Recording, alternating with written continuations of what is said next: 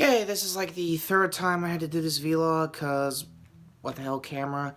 Anyway, that being said, hey everybody, the Retrokid reviews, doing quick housekeeping before I get to my Captain Marvel vlog. I'm not gonna, I'm good, the Beast Morphers, episode reviews are gonna be delayed. I sat through episodes 2 and 3, they're both really awesome.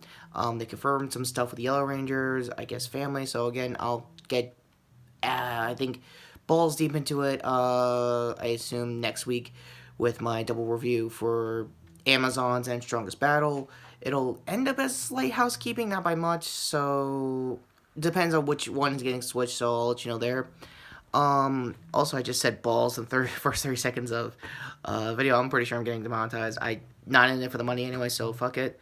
Marvel housekeeping. I am internally fucking grateful that James Gunn is back in the game for Guardians Volume 3. I think Double Toasted had the proper reaction for when everyone pretty much found out about the news. Mines will also be in the cards as well, right about stalling for it there. So that was my reaction. Again, keeping it brief here for Captain Marvel. It's not in spoilers because, again, it's still in theaters, and it's not. I'm gonna leave a full spoiler section for when I do Endgame in a couple of weeks, so I'll explain more there. For right now, I'm gonna do the pros and cons. I'm gonna do cons first. I kind of, sorta, not by much agree that Brie Larson is a little flat in this version of the character. Again, it's probably due to the brainwashing her character was going through in what I saw in the trailers leading up to it. Did they the controversy stuff of like, oh, are they doing pro SA, being a little too pro SHW? I don't care. She's still a good character regardless. There is a quick spoilers thing I'm gonna talk about that I'm gonna hopefully have more time to talk about with the pro camera for Endgame when I get a new memory card. They have Nerf. I don't have a Nerf gun to properly explain what's going on here. Here's my X shot. Actually, finally modded blaster. They have a Nerf sharpshooter too. That is like the most 90s old school Nerf you could do, and those are still shooting makes. Nerf aside, it was pretty cool. The CG makeup they did for Clark Gregg and Samuel L. Jackson's de-aging to go back into their 90s roots is actually pretty cool. You actually get used to it. Like I said in the Alita review for those effects, you get used to it after a while.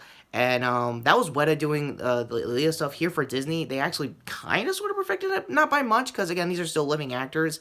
And I assume they must have like blended it a little bit better as time went on. Also, this is a period piece, so they have to make sure 100% it works.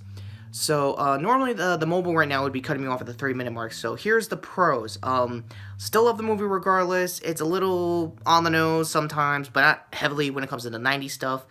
And it's still a good story overall. Jude Law's sudden left turn on the villain side was a little more smooth than you thought. He was kind of sympathetic at the end, not by much. The Skrulls had also had, I guess, in the wrestling equivalent, a face double turn. Again, I'll explain more of that in the spoilers part for the Endgame review coming up next month. For right now, it's an 8. There's a lot that they can pan out and fix in a sequel or coming into Endgame. Post-cred stuff is not really much. For when you actually see the proper post-creds, there is a mid-cred.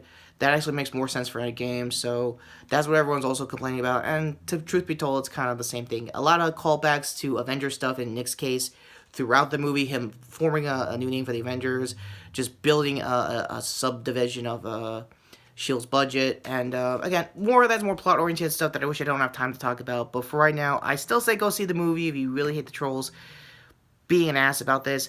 I kind of kept completely neutral up until now. I don't really care. The soundtrack, for no doubt, was a little weird at the end. The rest of the 90s soundtrack made sort of, in a James Gunn kind of sense if he ghost-directed a couple of scenes to tie into Guardians since they used the Accusers.